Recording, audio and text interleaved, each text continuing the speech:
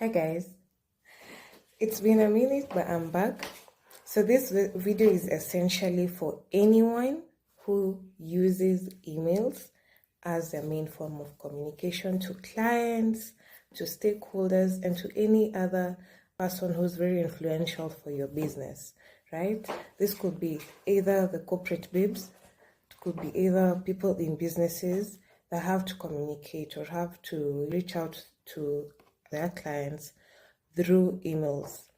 And what I'm going to talk about today is quite critical because a lot of people are still trying to figure out which is the best voice to use in emails, which is the best voice to convey communication effectively to the respective person or the respondent that you're sending it to. So first of all, there are two types of voices that are mainly used in email communication. One is the active voice and the other is the passive voice. Now, these two voices play a significant role in respect to what you're trying to communicate and how effectful you want the communication to be. If you want to emphasize on the person doing the action, then active voice is the best voice to use in your email communication. However, if you want to emphasize on the action being done, right, passive voice is then the most effective voice to use. Looking at these two, it's best to use examples and settings. You can best use these two voices. So I'll give simple illustrations. 1. Nadia has cleaned the office. If you're saying Nadia has cleaned the office, that means that's active. Or Nadia is cleaning the office, that's an active voice. Why? Because your emphasis is on the person, right? Basically, you're trying to emphasize that this person is doing this job or this person is in charge of this job, right? The other way you could put it is the office has been cleaned by Nadia. So what are you trying to emphasize in this illustration? That the office has been cleaned. It's really not about Nadia anymore. So you're talking about the office has been cleaned by Nadia. So you are emphasizing on the action that has taken place or the action that has been done. So this is now passive voice. The office has been cleaned by Nadia, passive. Nadia has cleaned the office or Nadia is cleaning the office, that is active voice, okay? So why do you have to look at voices, or rather, why do you really have to look at how you're relaying your message when it comes to emails? Emails is a very critical element when it comes to communication. For you to be able to convey communication very clearly and effectively, it is best that you understand what thing you're trying to emphasize in that communication. Is it that you're trying to emphasize on the action that has taken place, or you're trying to emphasize on the people or this person that has taken charge of this, right? So it's really good and it's really best that you have a way of laying out or structuring your email to ensure that it shows these two very clearly. Now, let's say you're about to write an email. It's really important to figure out these three things because these three things will really guide you on how to structure that email. First point is, the main point when you're trying to structure an email is, who do you want to take responsibility? In that email or whatever you're trying to convey, who do you want to be responsible of the action that you want to convey? Or who do you want to take ownership of the action, or rather ownership of the email, or ownership of whatever thing that you're trying to convey in the email? That is the person who's mainly responsible. And in this case, you could say Nadia is the main responsible person in ensuring that all offices are cleaned, right? So basically you're saying Nadia will clean, or Nadia has cleaned the offices. So you're trying to say that this person is the person responsible for cleaning the offices. Now, let's say you get an email and the person is asking you, hi, we've just realized that these supplies are not shipped and we have a delay and it's really affecting us. And as a customer service or a sales representative, you really want to ensure that this person, or rather this client, is reassured that you're on top of the matter and you're taking charge. So how do you convey that communication. If you're the person responsible, or maybe if you're the person who wants to take charge of that responsibility of ensuring the items that weren't shipped are now shipped, say, I have decided, or I am going to ensure that this is done before the end of the day. So what you're doing is you are taking charge, and it's a very reassuring thing to a client that people take lightly. There's someone who will respond to that email, or rather to that inquiry, by saying, we will ensure that the items are received by the end of the day. We will ensure that all those things are delivered before the end of the day. We are working on it, right? What you're doing there is you are trying to avoid the responsibility. You are actually trying to detach yourself from the responsibility. And to the respondent, or rather to the person receiving that email, most likely this client, what they're saying is nothing substantial. They're not saying anything substantial from your communication. They're not saying anything other than a company that is really not sure of how they are going to do it, but they're saying they'll do it, right? So you're not really assuring this client by such an email. But let's say you were to respond like, hello, sir, I have just received your email and I really apologize for that. I personally will ensure that this has been done before end of day. Here are my contacts in case you want to reach me. I will also share updates every 1 hour just to ensure that you're aware of what steps we've taken and how far we are with the delivery. Voila, what have you done there? One, you've taken charge. You've assumed responsibility of the task at hand, and now you are assuring that client that those goods will be delivered on time. And you are doing so much by just responding in that active voice, yeah? You're doing so much by responding in that active voice. And the other thing you could also look into when you're structuring your email, it's really important to identify the tone and politeness. Now, active voice can come off as very aggressive, right? So it's really important for you to also know how you really want the tone of your email to come out. There's a tone that comes off as a bit machoistic. There's a tone that comes out as a bit arrogant.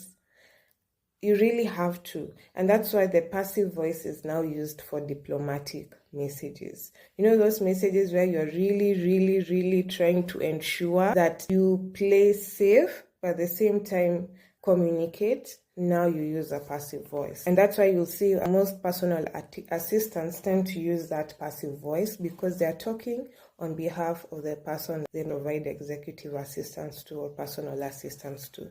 So where I'll give an example. You can say, I write this in respect to the letterhead or subject head that was shared yesterday evening, and I'd like to find out how far you are with the delivery. Is there anything that we can do to ensure that this delivery is done on time? My company is quite amazed by this, and they'd like to ensure that these items are delivered on time.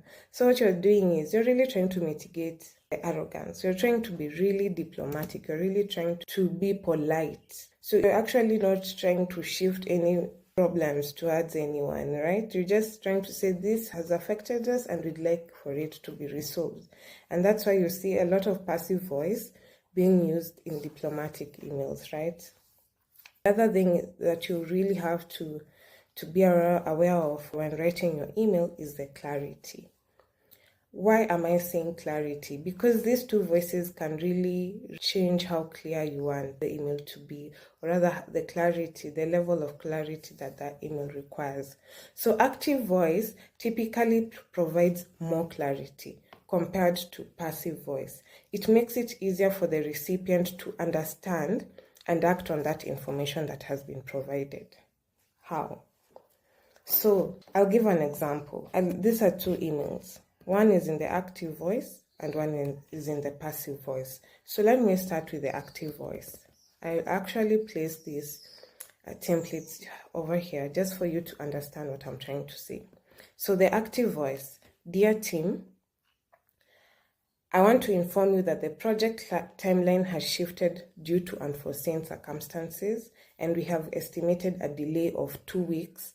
I appreciate your patience as we make the necessary adjustments, and I will provide further updates as soon as possible. Right? That is very active. That's such an active voice, and the subject is basically an update on the project line. So first of all, this is in reference, this email is going to the teammates, right? And this person is taking accountability in terms of he is informing them that the project timeline has shifted due to unforeseen circumstances. And the company, because of this, or the people in charge of this project, have estimated a delay of 2 weeks. And he appreciates the patience that these people will have in making the necessary adjustments, and that he's going to also provide further updates. So what you're showing me is that you are very clear that, first of all, you are sending this as the person who is in charge of providing these updates, right? As a project manager, you're not just woken up or being sent by someone to share this email. You're sharing it as a person in charge. And this means that you will be accountable to your words, right? You'll be accountable in case this actually does not happen in the timelines that you have shared, in whatever things that you have promised, right? So the other one is a passive voice. Same subject headline, update on the project timelines. And it goes like this. Dear team, it has been observed that the project timeline has shifted due to unforeseen circumstances. A delay of 2 weeks has been estimated. Your patience is appreciated as the necessary adjustments are being made, and further updates will be provided to you as soon as possible. There's such a big difference in these two emails. If you are the respondent, the person receiving this email, which email between these two gives you more assurance? Which email gives you an idea of who's heading that project? Which email gives you clarity? Let's look at it. It's the active voice email. The passive voice email, first of all, starts with, it has been observed that the project timeline has shifted due to unforeseen circumstances. You really can't tell who has observed this. It could be that just someone who woke up with a theory and said, hey, you know what? Seems like there's going to be a delay on this project, so let me just inform these guys, right? There's no one who is taking accountability of saying that they have observed this project and they can actually affirm that there will be a delay of 2 weeks. And he goes ahead to say a delay of 2 weeks has been estimated. A delay of 2 weeks has been estimated after being observed by this person that you're not even sure of. And they're estimating a delay of 2 weeks. Your patience is appreciated as the necessary adjustments are being made. Who is making these necessary adjustments? Who? I mean, if you are the people on the project, who is this making these necessary adjustments? And further updates will be provided. When? When will they be provided? As much as it's as soon as possible, is really not clear. It's not giving that assurance vibe. It's not assuring any person. And that is why you are told, please always ensure that you understand how your email will reflect on the other person's mindset. So when you write an email, always put yourself in that person's shoes and read it as if it was them, and ask yourself, has it checked on these 3 aspects, right? Showing who's responsible, communicating the right tone, and the clarity. If it has passed those 3, then you have a clear idea of how you want that image to come off as. You're good to go, right? But if you just sent an email without really acknowledging these 3 things, what happens is that that email might not play the role that you wanted it to play in the person's or the respondent's mindset. What it has done is just created more queries, more questions. It does not play any assurance. So the active voice is very important when you're trying to take responsibility and ownership of anything. And that's why in customer service, you now see why the active voice is very important when you're communicating, especially when you're responding to clients' issues and inquiries. the active voice is the key to making sure that you provide reassurance to a client via email.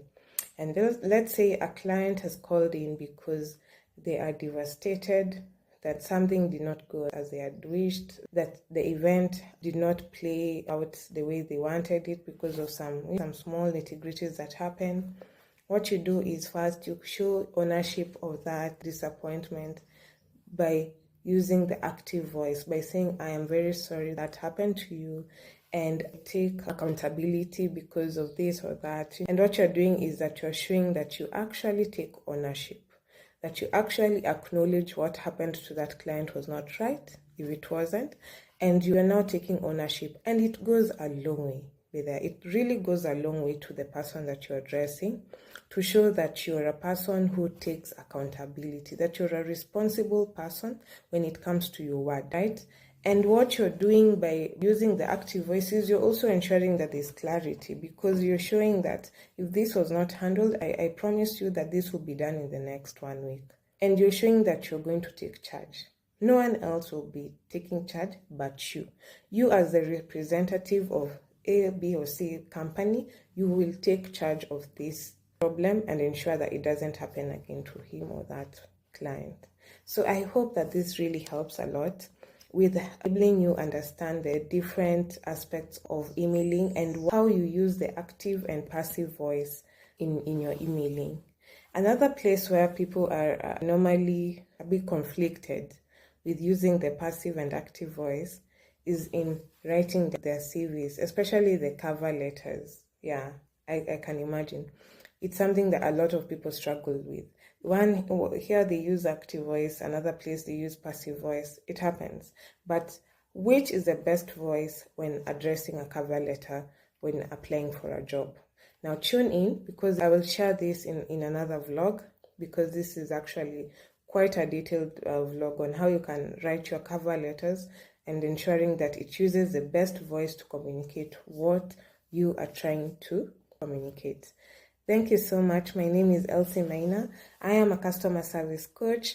I help businesses elevate their customer service standards. I help businesses with trainings, coaching, and also assessments. In case you are such a business, that is trying to really elevate its personnel, that is trying to elevate you as a person, maybe taking charge of that business, and you really want to add a notch of quality customer service levels into how you do your day-to-day services, please feel free to reach out. You can DM me, you can call me on the contacts that I will share over here. You can reach out also through the comment section. Please feel free. I offer customer coaching and training to small businesses, and I have also led a team of customer service personnel in ensuring that the standard levels of the organizations are met. I have overseen quite a number of projects detailing customer service on a personal and on a corporate level. So thank you guys. It was really nice sharing this with you. And I hope that today you will be able to know how to apply the passive and active voices in your emails and communication. Thank you so much for tuning in. As always, it was a pleasure.